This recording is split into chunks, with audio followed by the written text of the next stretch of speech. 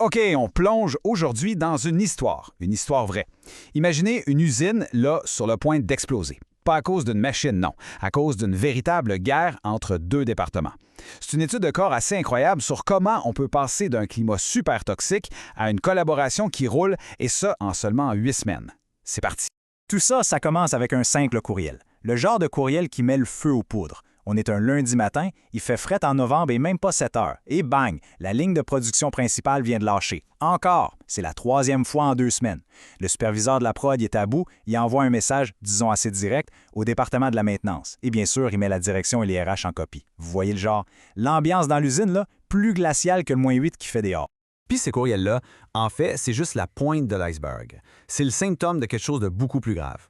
D'un bord, tu as l'équipe de production qui se dit « Ben voyons, on se fait saboter, on peut pas atteindre nos chiffres avec toutes ces pannes. » Et de l'autre côté, tu as la maintenance qui est écœurée, qui se sent pas écoutée du tout. Ça faisait 3 semaines qu'ils demandaient un arrêt préventif pour justement éviter ça, mais la prod avait dit non. C'est le classique, c'est ta faute, non, c'est de la tienne. Chacun est sûr et certain que l'autre est le problème. Alors, c'est dans ce climat-là, cette vraie guerre de tranchées, qu'un nouveau joueur arrive, Marc-André, le nouveau directeur de production. Il faut savoir qu'il est le 5e à avoir ce poste-là en 4 ans seulement. Les autres, soit ils se sont fait mettre dehors, soit ils ont juste lâché, complètement brûlés par cette ambiance-là. Ce qu'ils découvrent, c'est un milieu où les meetings, c'est des combats de coq, puis où les courriels, ça sert juste à se couvrir le dos, à laisser des traces. Face à une situation aussi explosive, le réflexe, ça aurait été quoi? Convoquer tout le monde, taper du poing sur la table, dire « ça suffit ». Mais Marc-André, lui, il fait tout le contraire. De quoi de complètement contre-intuitif. Pendant 10 jours, il ne fait rien. Ou plutôt, il fait la chose la plus intelligente qui soit. Il observe. Juste ça. Il écoute ce qui se dit dans les corridors, il va prendre des cafés avec les gars, les techniciens, il s'assoit dans les réunions sans dire un mot. Juste pour voir comment ça se passe pour vrai. En fait, il cherchait la réponse à la question. Parce que ça lui a pas pris long, quelques jours à peine, pour comprendre que le trouble, c'était pas technique. C'était pas les machines. Les techniciens connaissaient leur affaire, les opérateurs aussi. Non. Le vrai problème était invisible. Il était caché dans la façon dont les gens travaillaient ensemble. Ou plutôt, ne travaillaient pas ensemble. Alors, c'était quoi le fond du problème? OK, alors on arrive au diagnostic de Marc-André. Et ce qu'il a trouvé, c'est assez surprenant. Et ça confirme ce qu'il pensait, ça n'avait rien à voir avec les compétences ou les machines. Le bobo était ailleurs. Il a mis le doigt sur 4 gros symptômes. Les 4 signes de la maladie de l'usine. D'abord, le blâme automatique. Dès qu'il y avait un pépin, paf, on cherchait un coupable. Ensuite, il y avait zéro réunion commune pour parler. Tout se passait par courriel bête ou par des appels en panique. Troisièmement, l'info était gardée en silo. Chaque département gardait ses petits secrets. Et finalement, c'était le festival de la rumeur. Ça parlait dans les coins au lieu de communiquer clairement, puis ça créait juste des méfiances. Pour régler ça, Marc-André n'a pas sorti le grand livre de management traditionnel. Il a utilisé une approche différente, qu'on pourrait appeler « leadership casseur de mythes ». L'idée est simple. Dans 80% des cas, les problèmes de performance, c'est pas les systèmes, c'est pas les compétences, c'est les comportements des gens. Il fallait donc arrêter de mettre des plasters sur les bobos et s'attaquer à la vraie maladie, la culture. Bon, avec ce diagnostic-là, il était temps de passer à l'action, de mettre en place un nouveau plan de match. Et le but, c'était pas de changer les logiciels ou de brasser l'organigramme, non, c'était de changer comment les gens se parlaient, comment ils travaillaient ensemble au jour le jour.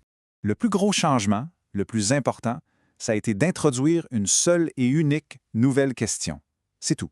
Au lieu de toujours demander c'est la faute à qui, Marc-André a commencé à demander « OK, qu'est-ce qui, dans notre système, dans notre façon de faire, a laissé ça arriver? » Juste changer qui, pourquoi, ça a tout changé. À partir de cette question-là, il y a eu 3 actions bien concrètes. Premièrement, ce fameux changement de question. Deuxièmement, il a mis en place un rituel. Un petit meeting de 20 minutes top chrono chaque lundi matin entre la prod et la maintenance. Juste pour se parler, se coordonner pour la semaine. Pas plus long que ça.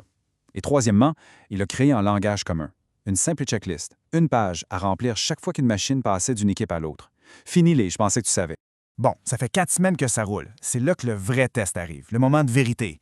Est-ce que les changements sont juste la poudre aux yeux ou est-ce que ça a vraiment commencé à changer dans la tête du monde?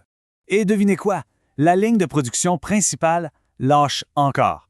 Mais là, écoutez bien la différence. Pas de courriel bête, rien de ça. Simon, le superviseur de la prod, qu'est-ce qu'il fait? Il prend son téléphone, il appelle directement Nathalie, la boss de la maintenance. Il lui dit pas « c'est encore de votre faute ». Non, il lui dit « hey, peux-tu venir voir ». C'était ça, la preuve. On venait de passer du blâme à l'entraide. Mais le plus fort, c'est ce qui s'est passé plus tard dans la journée. Simon a envoyé un courriel, mais pas à la direction pour se plaindre, non, à sa propre équipe, pour leur dire « Gang, c'est important de signaler le moindre petit problème, le moindre bruit bizarre. » Il a pris sa part de responsabilité. Il a compris que la maintenance, ils sont pas devins. Ils peuvent pas savoir ce que l'équipe de production, elle, voit puis entend à tous les jours. C'est à ce moment-là que Marc-André a compris que la game venait de changer, pour de bon. OK, alors, les résultats. Concrètement, ça a donné quoi après seulement 8 petites semaines? Les chiffres sont assez fous, mais ce qu'il y a derrière les chiffres l'est encore plus. Ça a été super rapide. Semaine 1, on était en pleine guerre. Semaine 4, on a eu le point de bascule, le moment où ça a cliqué. Et rendu à la semaine 8, c'était devenu normal de travailler comme ça. Une nouvelle normalité, quoi. Premier chiffre qui parle, moins 45 d'appels d'urgence entre les deux départements. Pensez-y, presque la moitié moins. Et c'est pas parce qu'il y avait moins de problèmes, c'est parce que les problèmes étaient réglés avant que ça explose, avant que ça devienne une crise. Deuxième chiffre, moins 30 de pannes imprévues. Et pourquoi? Ben, tout simplement parce que la maintenance pouvait enfin faire son travail de prévention. La production collaborait, acceptait de planifier des petits arrêts. C'est aussi simple que ça. Mais honnêtement, le plus important, c'est même pas dans les chiffres, c'est l'ambiance. Ça a changé du tout. Fini la tension. Fini de se pointer du doigt. Le petit meeting du lundi matin s'est rendu un vrai moment pour travailler ensemble. Et le symbole le plus cool de tout ça, Simon, de la prod, et Nathalie de la maintenance, mais maintenant ils prennent leur café ensemble le matin. Ça dit tout. Bon, qu'est-ce qu'on retient de cette histoire-là? Parce qu'au fond, ça ne s'applique pas juste à cette usine. Ça s'applique partout où il y a des silos, des chicanes qui empêchent le monde de bien faire leur job. La grande leçon, la voici.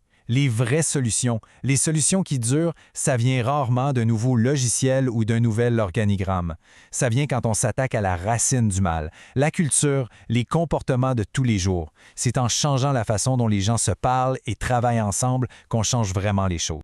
Et ça nous amène à une question pour réfléchir. On a tous entendu des mythes du genre « Ah, les conflits, c'est juste des chicanes de personnalité » ou « Laisse faire, ça va se tasser tout seul ». Ces mythes-là, ça peut vraiment paralyser une équipe.